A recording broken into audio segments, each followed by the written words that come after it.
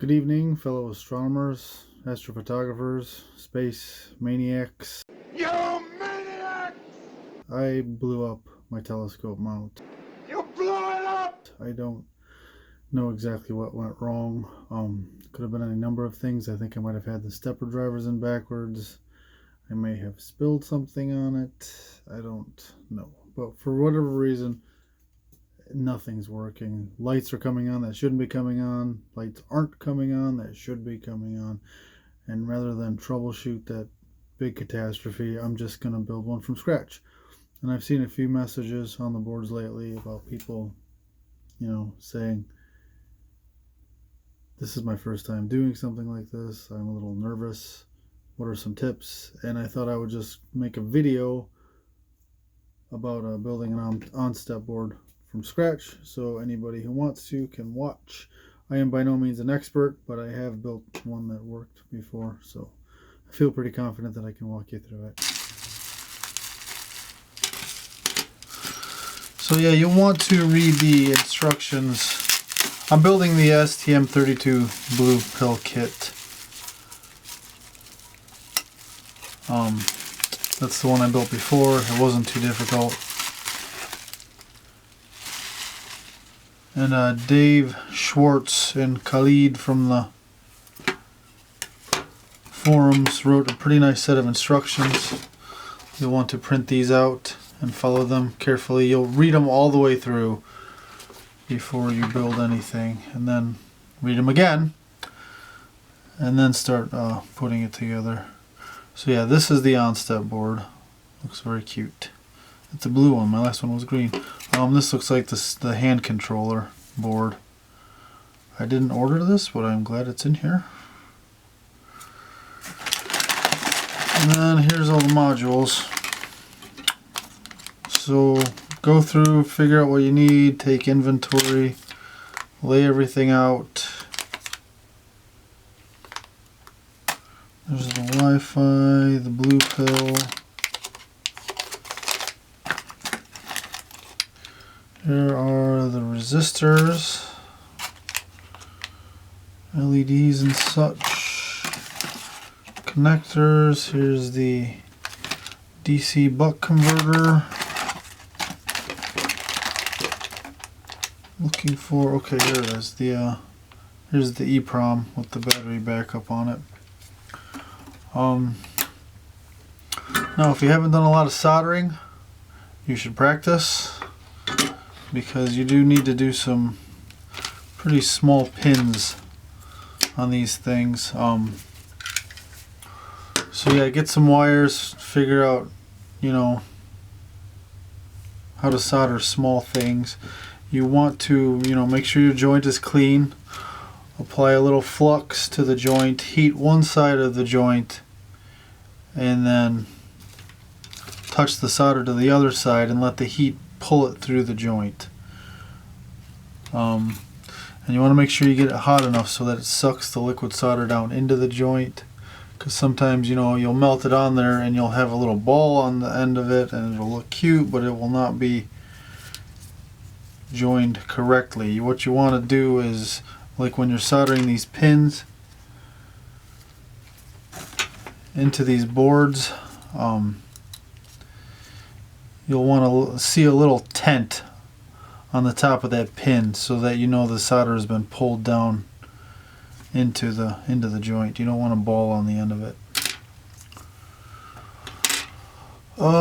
So the first thing we need to do is get out our resistors.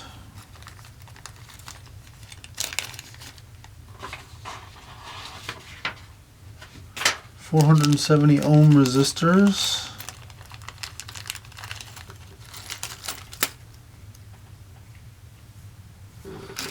These little guys.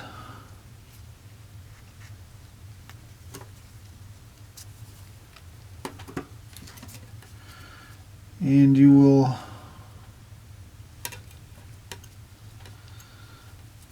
thread it through the hole in the PCB.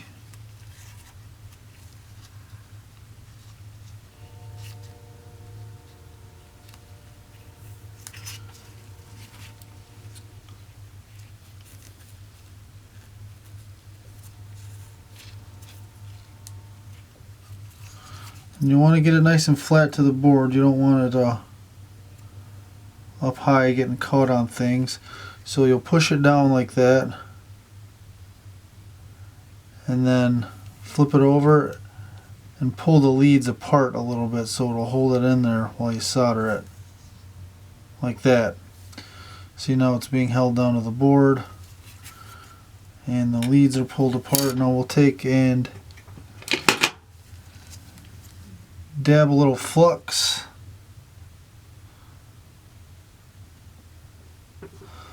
onto it. Now when you're soldering, you want to make sure you have a wet sponge handy. That's to wipe off excess solder, because that will build up on your tip. It'll insulate it, it'll be corrosive. You just don't want to leave that stuff on your tip. It's not conducive to good joints. And you need a holder, obviously, because it's hot. So you get your iron nice and hot, touch it to one side of the joint, melt some solder into the other side, voila. Nice little tent there, it looks beautiful.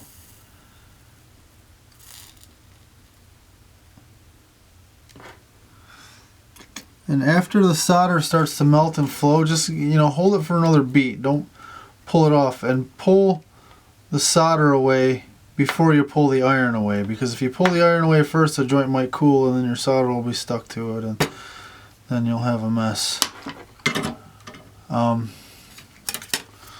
Then you take your nippers and nip off the ends of the leads here.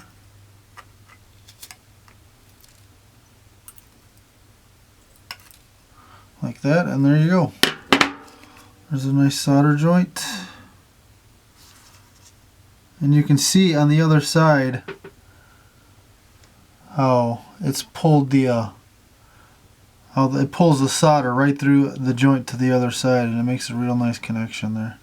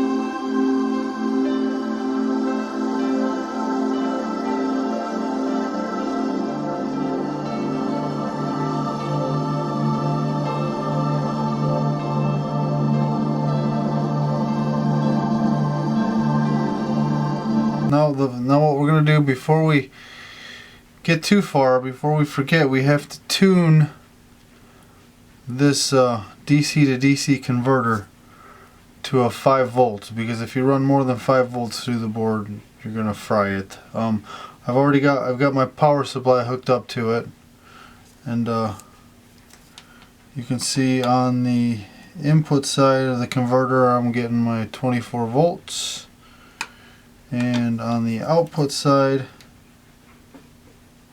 of my converter I'm getting 6 volts.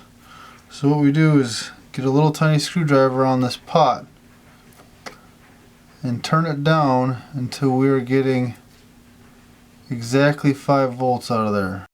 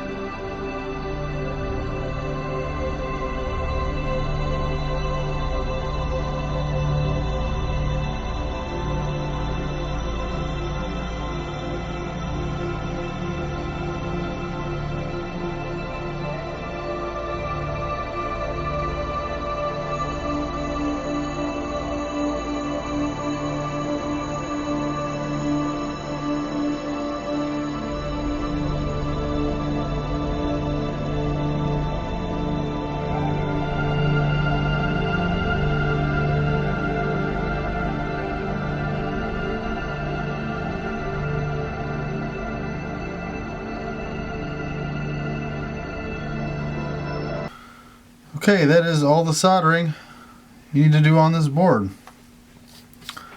Now, your mileage may vary. You might need to hook all these motor connections up, your focus driver motor you might want to hook up. You know, this is the bare minimum that I need to do. But yeah, it's complete. Now you just plug your computer into this USB to serial computer or serial converter and power your board on. Make sure your jumpers are set. Upload your firmware. You pull this out and use this USB connection to flash the flash your Wi-Fi firmware. And make sure when you put this thing back in, make sure you put it in right, because one time I set one in there one pin too far back and it fried it. So you just have to be really mindful where you're plugging everything in,